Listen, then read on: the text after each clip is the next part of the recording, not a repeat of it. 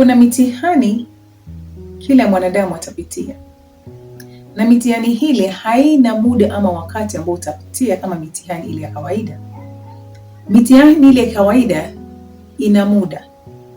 Utaambiwa mtihani wako ni masaa mawili ama mtihani wako ni nusu saa na kadhalika. Lakini hii mitihani ambayo Mwenyezi Mungu anatupatia ni mitihani ambayo haina muda. Hatujui kama mitihani ile utakuwa umepita ama utakuwa umeanguka.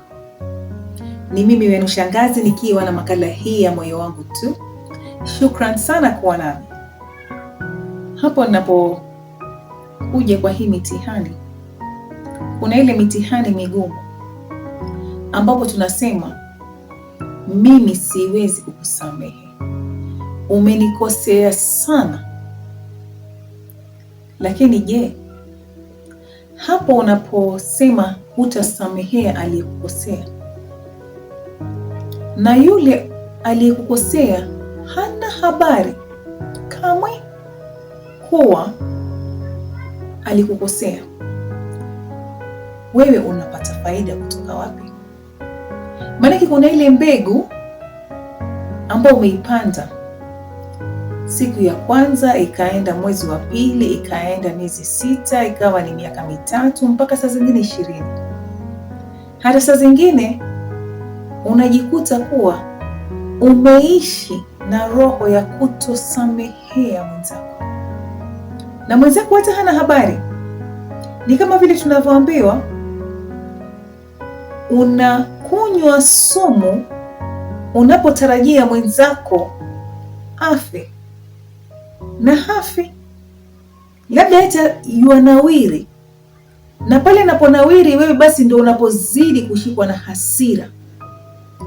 Hii mbegu ambayo unaipanda ya kutosamehea mwenzako inapita kwako, inaenda kwa kizazi chako cha pili na cha 3 na kadhalika, ambapo hapo utakuwa umebeba mabogi, mizigo mizito ndani ya ule moyo wako, na ule moyo wako hauwezi kupata nafuu.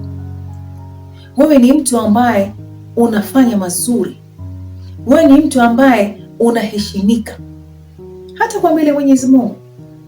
Hauwezi kuruhusiwa kupeana sala zako kama wewe huwezi samehe. Kwa mimi sala zangu zinasema nitaki kusamehewa kama vile ninavyosamea wengine. Lakini sala zangu zitafika vipi kwa Mwenyezi Mungu kama mimi ninapokataa kusamehea mwenzangu?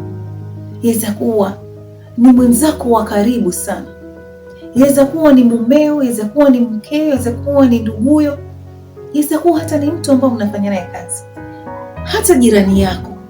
Unasema mimi sitamsamehe kwa sababu yeye amenikosea sana. Na ni kwa nini wewe hutaki kusamehea mwenzako aliyekukosea, ilhali wewe si binadamu kamili?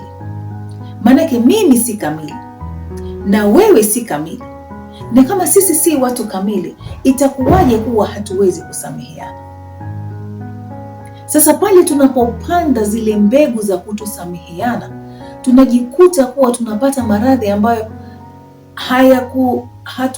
hatukuyafikiria. Tunathamini vitu ambavyo si vya muhimu. Yule mwenzako ambao hutaki kumsamehe hana habari na hajui. Maanake sisi binadamu hukoseana. Kusamehe yule aliyekukosea ama adui yako sio kitu cha rahisi, lakini kule kusamehe kuna faida nyingi sana. Maradhi mengi ambayo tunayabeba katika mili yetu, wanasayansi wanatuambia kuwa ni kutokana na mambo ambayo tumeyabeba tukayaziba katika ile mioyo yetu. Maradhi mengi ambayo tunayabeba katika mili yetu ni yale ya kutosameheana. Maanake ni mizigo mingi sana umeyapakata, ukayashikilia, ukasema mimi sikusamehe, sitakusamehe, ulinikosea sana, ilhali wewe tu unapopiga sala zako chini, unapokuwa unajua kuwa ulikosa, unaambia Mwenyezi Mungu akusamehe. Kule kusamehe ni kusema kuwa sio kuwa nilipendelea ile hali, lakini sitaki kubeba mizigo yako. Maana kwa binadamu nguvu yako si nyingi. Unapozidi kubeba mizigo ya kutosamehe, ni mizigo mingi sana, na wewe nguvu yako ni kidogo. Kwa hivyo tunachoomba ni hali ngumu.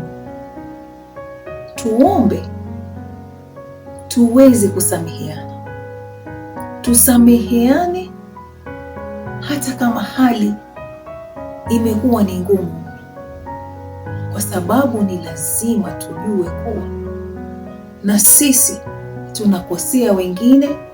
Sisi sio tuko kamili, na sisi ni binadamu ambao hatutaki kupanda mbegu za maisha ambazo kutakuwa na matunda yasiyofaa. Shukran sana kuwa pamoja nami katika makala hii leo. Mpaka tutakapokutana tena, tafadhali usisahau kulike, kusubscribe na hata kushare kwa marafiki zako. Asante.